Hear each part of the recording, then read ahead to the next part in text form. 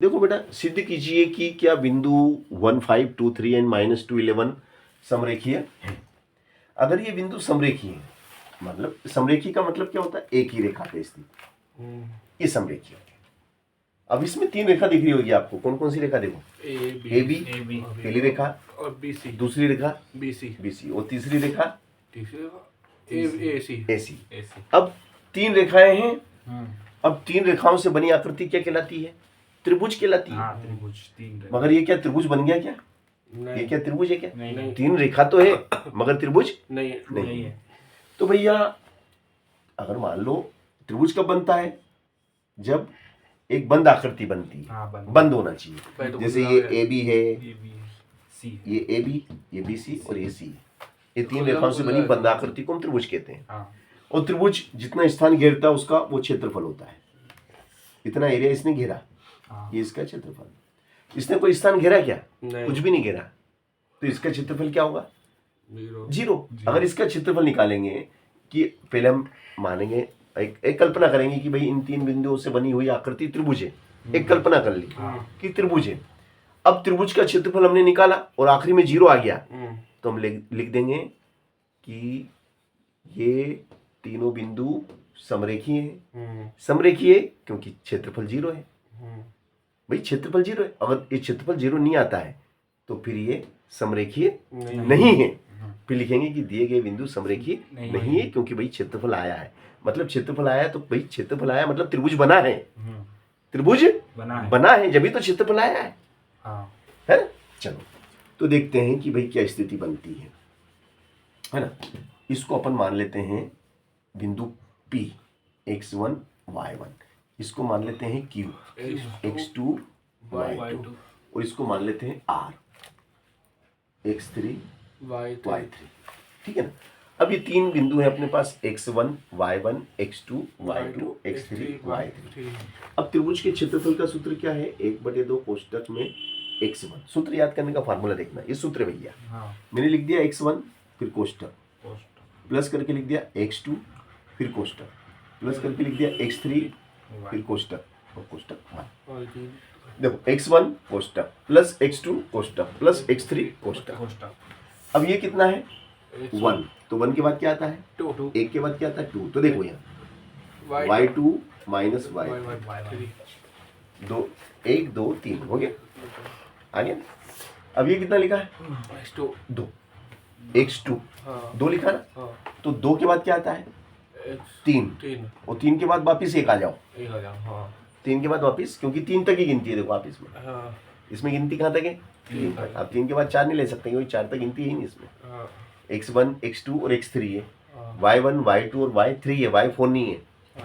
तो देखो यहाँ देखो 1 2 3, 2 के बाद 3 के बाद वापिस 1। अब ये कितना है 3 के बाद वापिस 1 आ जाएगा, y1 माइनस y2। ये फार्मूला याद करने का, ऐसे फार्मूला याद किया जाता है। ये फार्मूला जब मैं पढ़ता था मेरे को लिखाया तो मेरे को याद ही नहीं हो रहा था। तो फिर मेरे सर ने मेरे को बोर्ड पे ट्रिक बताई, ये ट्रिक से याद करो। बस उससे मेरे को ऐसा याद हुआ कि आज तक नहीं भूला मैं। ये ट्रिक है। अब इसमें x1 की जगह x1 का मान पुट करो। x1 कितना भाई साहब 1, x1 1, तो भाई साहब यहाँ 1 आ गया। y2 कितना भाई साहब 3, y2 3। तो देखो भाई साहब ये आपका y2 आ गया। y3 कितना भाई साहब y3 माइनस प्लस हो जाएगा। तो देखो ये माइनस का और ये सूत्र minus minus minus minus plus 11 कर दो, प्लस 11। चलो x2 बोलो कितना है 2, x2 2, 14, बिल्कुल सही। x2 की जगह 2 आ गया। y3 कितना है 11 माइनस के 11। Very nice. ये देखो आप, देखो भैया माइनस के 11। y1 कितना 5, y1 5, ये देखो आप ये 5। x3 कितना है x3 है -2, x3 -2, तो ये पूरा हट जाएगा और माइनस आ जाएगा -2। y1 कितना y1 है अपना 5, ये हट गया हमेशा 5 आ गया। y2 कितना 3, y2 3, ये भाई साहब y2 3 आ गया है ना। यहाँ तक बात समझ में आ गई। आगे एक लिखा, कोई फर्क ही नहीं पड़ता एक का गुणा करने से, तो लिखना नहीं लिखना बराबर ही एक का, तो गुणा में एक से कोई मतलब नहीं दिखता है। एक का गुणा करो किसी में भी, साथ में करोगे साथ ही रहेगा, तो एक का कोई मतलब ही नहीं रहता है। आप लिखो तो भी अच्छी बात, नहीं लिखो तो भी अच्छी बात है, कोई दिक्कत नहीं। चलो डेल बराबर 1/2 1/2 कोष्टक 11 और 3 14 2 + 2 2 1 में ऋण के 5 ऋण के 5 ऋण के 11 ऋण के 16 जुड़ जाएंगे ऋण। कोष्टक में -2 2 देखो 5 में से घट गया 3 2 2, तो ये गुणा में 2।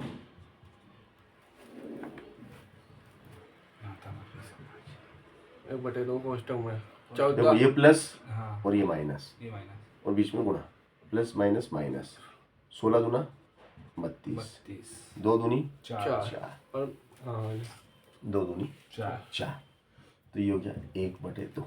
1/2 अब 14 ऋण के 32 हाँ और ऋण के 4 4 ऋण के 36 36 1/2। जुड़ गया तो भैया 6 में से 4 गए तो 2, 3 में से गया तो 2, मगर ऋण के तो 2 से काट दो, ऋण के ज़्यादा है ना, हाँ 2 से काटो, 2 एकम 2 2 एकम 2, तो क्षेत्रफल बराबर क्या जाएगा 11 ऋण का 11, मगर ऋण का चिन्ह की उपेक्षा करेंगे, यहाँ लिख देंगे ऋण चिन्ह की उपेक्षा करने पर, ऋण